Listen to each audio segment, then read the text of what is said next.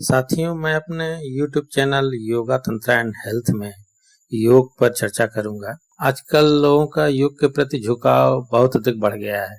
सभी लोग योग सीखना चाहते हैं, जिसमें कि अष्टांग योग बहुत ज्यादा प्रसिद्ध है। अष्टांग योग के बहुत सारे प्रशिक्षक भी हो गए हैं और सभी अष्टांग योग सिखा रहे हैं। अष्टांग योग का वर्णन योग सूत्र नामक ग्रंथ में मिलता है, जिसके रचनाकार महर्षि पतंजलि हैं।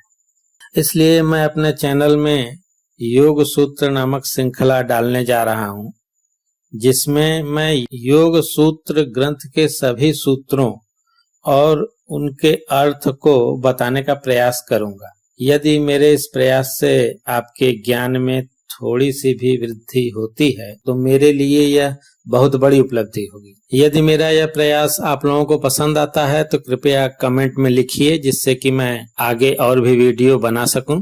योग 6 भारतीय दर्शनों में से एक शास्त्र है और योग सूत्र योग शास्त्र का एक ग्रंथ है, जिसकी रचना महर्षि पतंजलि ने लगभग 400 ईसा पूर्व की थी। समय में कुछ भेद हो सकता है। जैसा कि आप जानते हैं कि योग के जन्मदाता भगवान शंकर हैं और महर्षि पतंजलि से पूर्व भी इस विषय पर बहुत सारी सामग्रियां प्रचलित थी। अपने इस ग्रंथ में उन्होंने उन सभी सामग्रियों का भी संकलन किया है। योग सूत्र में कुल 195 सूत्र हैं और ये सभी सूत्र 4 अध्यायों में बटे हुए हैं, जिन्हें पाद कहा जाता है। इनमें 4 पाद हैं: समाधिपाद, साधनपाद, विभूतिपाद, कैवल्यपाद। समाधिपाद में कुल 51 सूत्र हैं, साधनपाद में 55, विभूतिपाद में भी 55 सूत्र हैं और कैवल्यपाद में कुल 34 सूत्र हैं। योग सूत्र ग्रंथ पर बहुत सारे भाष्य भी लिखे जा चुके हैं, जिनमें योग भाष्य, तत्ववैशारदी, योग वार्तिक, राजमार्तंड, ये सब प्रमुख भाष्य हैं योग सूत्र के। योग भाष्य इसके रचयिता वेद व्यास माने जाते हैं। इसका रचना काल 200 से 400 ईसा पूर्व माना जाता है। योग सूत्र पर यह सबसे पुराना और प्रामाणिक भाष्य माना जाता है।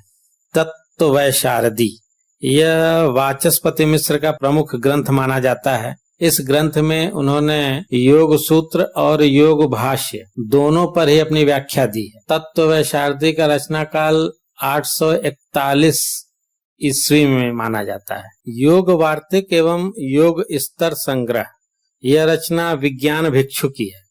इसमें उन्होंने योग सूत्र की व्याख्या की है।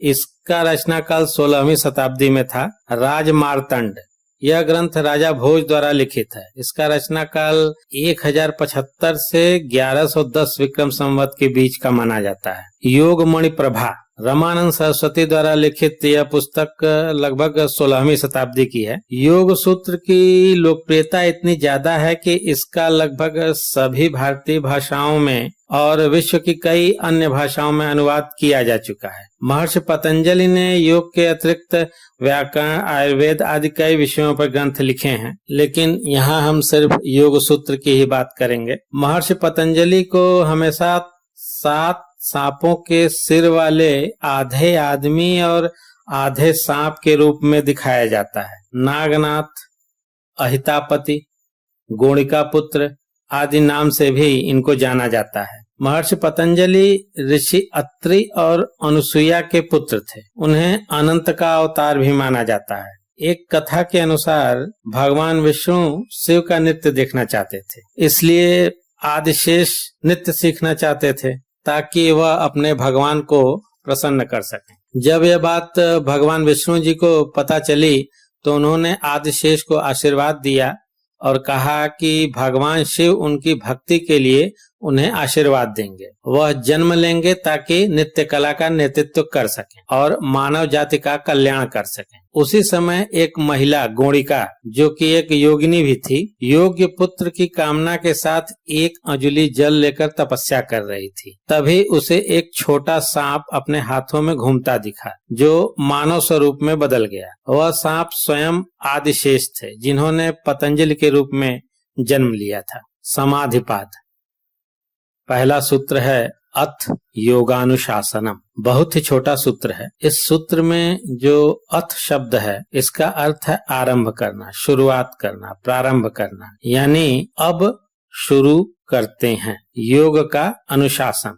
इस सूत्र में शासनम न कहकर अनुशासनम कहा गया है, क्योंकि योग के जन्मदाता भगवान शिव हैं और योग के सबसे पुराने या प्रथम वक्ता या उपदेशक या प्रवाचक जो भी आप कह लीजिए हिरण्यगर्भ थे, ऐसा योगी याज्ञवल्क्य की स्मृति में लिखा है। कहने का तात्पर्य यह है कि हिरण्यगर्भ के द्वारा उपदेशित शास्त्र का ही अनु यानी कि हिरण्यगर्भ के बाद भगवान पतंजलि उसका उपदेश कर रहे हैं या शासन कर रहे हैं। अनुशासन। योग शब्द संस्कृत के युज धातु से बना है। व्यास भाष्य के अनुसार समाधि चित्त का वह धर्म है जो चित्त की सभी भूमियों में रहता है। चित्त की 5 भूमियां होती हैं: क्षिप्त, मूढ़, विक्षिप्त, एकाग्र और निरुद्ध।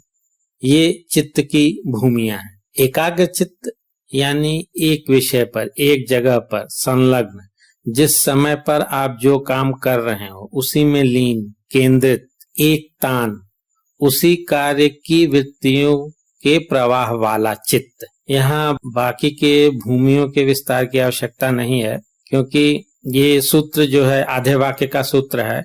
अब योग शुरू करते हैं। कब? जबकि आप एकाग्र हो, स्थिर हो, दिमाग में कोई कौतूहल ना हो। यदि दिमाग में कोई कीड़ा रेंग रहा है, कोई संग्राम चल रहा है, जैसे कि अभी तो लड़के की शादी करनी है, मकान बनवाना है, या कुछ भी, जो कुछ भी दिमाग में अगर आपके संशय है या आप एकाग्र नहीं हैं, तो योग आपके लिए नहीं है। अपना समय लें, स्थिर हों, तब योग शुरू करें। धन्यवाद। मैंने इस पहले सूत्र को अपने तरीके से समझाने का प्रयास किया है। अगर आप लोगों को मेरा यह प्रयास अच्छा लगे तो प्लीज कमेंट में लिखिए, जिससे कि आगे के सूत्रों के बारे में हम चर्चा कर सकें।